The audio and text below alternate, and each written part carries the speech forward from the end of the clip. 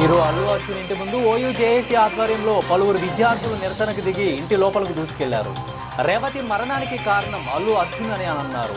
ఇంటిలోకి విద్యార్థులు చొరబడి దాడి నేపథ్యంలో 6గురిని పోలీసులు అరెస్టు చేశారు. కేసు నమోదు చేసి జడ్జి ముందు హాజరుపరిచారు. మరోవైపు 6గురి నిందితులకు కోర్టు బెయిల్ మంజూరు చేసింది. ఇక అల్లు అర్జున్ ఇంటిపై దాడిని పలువురు రాజకీయ సినీ ప్రముఖులు తీవ్రంగా ఖండించారు. దాడి నేపథ్యంలో అల్లు అర్జున్ ఇంటి దగ్గర భారీ బందోబస్తు ఏర్పాటు చేసి భద్రత పెంచారు. సినీ ప్రముఖుల ఇళ్లపై దాడిని ఖండించారు సీఎం రేవంత్ రెడ్డి. శాంతి భద్రతల విషయంలో కఠినంగా వ్యవహరించాలని హైదరాబాద్ సిపిని ఆదేశించారు. అల్లు అర్జున్ ఇంటిపై దాడిని ఖండించారు హరీష్ రావు. ఇది శాంతి భద్రతల వైఫల్యమని అన్నారు. కాంగ్రెస్ పాలనలో క్రైమ్ రేటు పెరిగిపోతుందని అన్నారు. అల్లు అర్జున్ ఇంటిపై దాడిని ఖండించారు కిషన్ రెడ్డి. తెలంగాణలో శాంతి భద్రతలు అదుపు తప్పుతున్నాయని మండిపడ్డారు. సంధ్యా థియేటర్ ఘటనపై దర్యాప్తు కొనసాగుతుందని అన్నారు సివి ఆనంద్. థియేటర్లో చోటు చేసుకున్న ఘటనకు సంబంధించిన సీసీ ఫుటేజ్ను విడుదల చేశారు.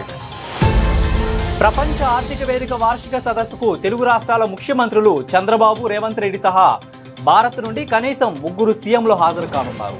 దాదాపు 100 మంది సీఈఓలు హాజరు కానున్న ఈ సదస్సు వచ్చే నెల 20 నుంచి 5 రోజుల పాటు దావోస్లో జరగనుంది. రాయలసీమ బిడ్డ అని చెప్తూనే జగన్ రాయలసీమకు ద్రోహం చేశారని నిమ్మల ఆరోపించారు. గండికోట రిజర్వాయర్ను పరిశీలించారు. తనలో కోపం కట్టలు తెంచుకుందని కక్ష సాధింపు అనే మాట తన దగ్గర లేదన్నారు మంత్రి అచ్చెన్నాయుడు. తాను కక్ష సాధింపు చర్యలకు దిగితే తప్పు చేసిన వారు ఎవరూ తప్పించుకోలేరని అన్నారు. చట్టం తన పని తాను చేసుకుంటూ పోతుందని అన్నారు అచ్చెన్నాయుడు.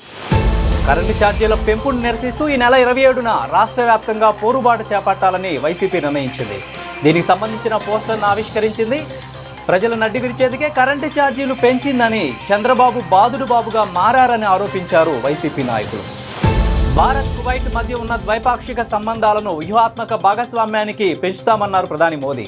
ఫార్మా, ఐటీ, మౌలిక సదుపాయాలు, సెక్యూరిటీలపై కువైట్తో చర్చించామన్నారు. కువైట్ రాజును భారత్కు రావాలని ఆహ్వానించామన్నారు ప్రధాని మోదీ. త్రిపురలో గతంలో ఉన్న కమ్యూనిస్టు ప్రభుత్వాలు అక్కడ గడియాంగు సమాజపు అభివృద్ధిని నిర్లక్ష్యం చేసిందని ఆరోపించారు అమిత్ షా. పల్నాడు జిల్లా నరసరావుపేట పారిశుద్ధ కార్మికులను సన్మానించారు ఎమ్మెల్యే చదలవాడ. క్రిస్మస్ సందర్భంగా కార్మికులను ఇంటికి పిలిచి భోజనం పెట్టారు. మరోసారి మోస్ట్ పాపులర్ సెలబ్రిటీస్ టాప్ లిస్టులో నిలిచారు ప్రభాస్ అండ్ సమంత. గత నెలలో కూడా నెంబర్ 1 ప్లేస్లో ఇద్దరే నిలవడం విశేషం.